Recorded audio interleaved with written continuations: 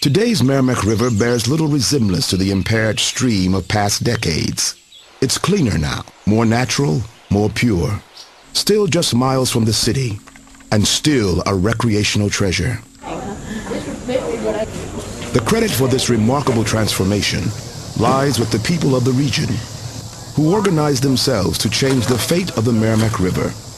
The group they created, the Open Space Council, has much success to celebrate. For over 40 years, their Operation Clean Stream project has been removing trash and debris from the Meramec. It is one of the oldest river restoration projects in the country, and it is one of the nation's largest. It's obvious that the people of this region love this river. How do you celebrate more than 40 years of extraordinary effort? How do you celebrate the renaissance of a river? You start, as the people of St. Louis always have, with a float trip on the Meramec River.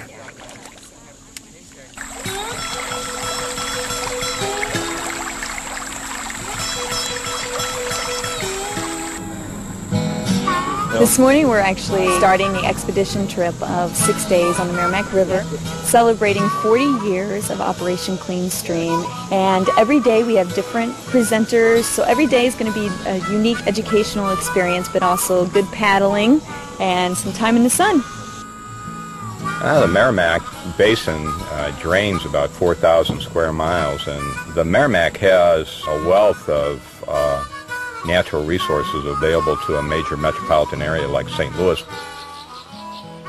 From headwaters in the northeastern corner of the Ozark Highlands, the Meramec River flows eastward, 220 miles before joining the Mississippi River below St. Louis. The Meramec drains 3,980 square miles of pastures, cropland, and forest cover. Today, much of the basin is subject to urban development, especially on the lower river in Jefferson and St. Louis County.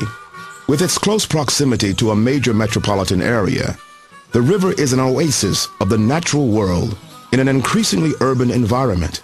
The Meramec River and the basin it drains are essential to the region.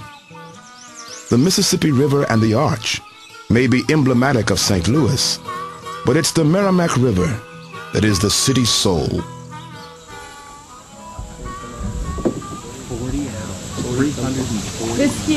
This little entrance here might not look like much, but this is what's called Sprinkle Spring Cave. And I don't know if you know this, but Meramec State Park has more caves than any other state park in the country. People that are with us are, doing some creative thinking about how they can send this message out to the larger public. Good paddlers along.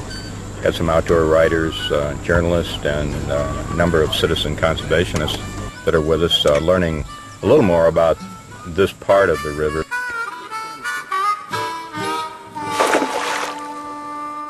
When we identify and look at these smaller minnow species, we usually start out by looking at its mouth parts. The expedition down the Meramec was designed to explore the incredible biodiversity that the basin has to offer.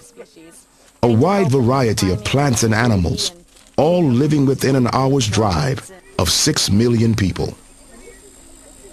But as the complex natural history of the basin reveals itself, one thing is at the back of everyone's mind. This incredible river was very nearly lost. In the early 1970s, a project to dam the Meramec River was well underway.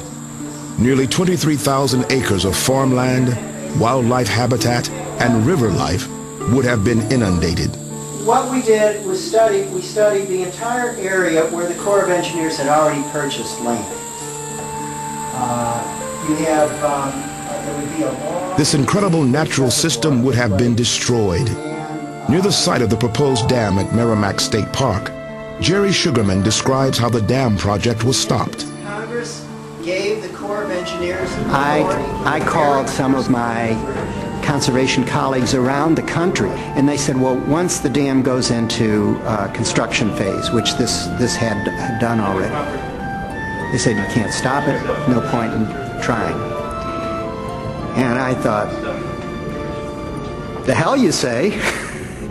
I don't know whether we can stop this thing, but I for damn sure am going to find out why if we can't, and we're going to make it happen if we can. A now legendary effort by citizen activists and elected officials led to a groundswell of opposition to the dam project. The people of the region said no to the dam, and once again they said yes to the Meramec River. A public referendum in 1978 solidly rejected the dam project. For the first time in history, citizens had risen up and halted the construction of a federal dam. And the Meramec River continued to flow free. In the words of the late Marlin Perkins, noted conservationist and longtime director of the St. Louis Zoo, any fool can build a dam, but only God can create a river.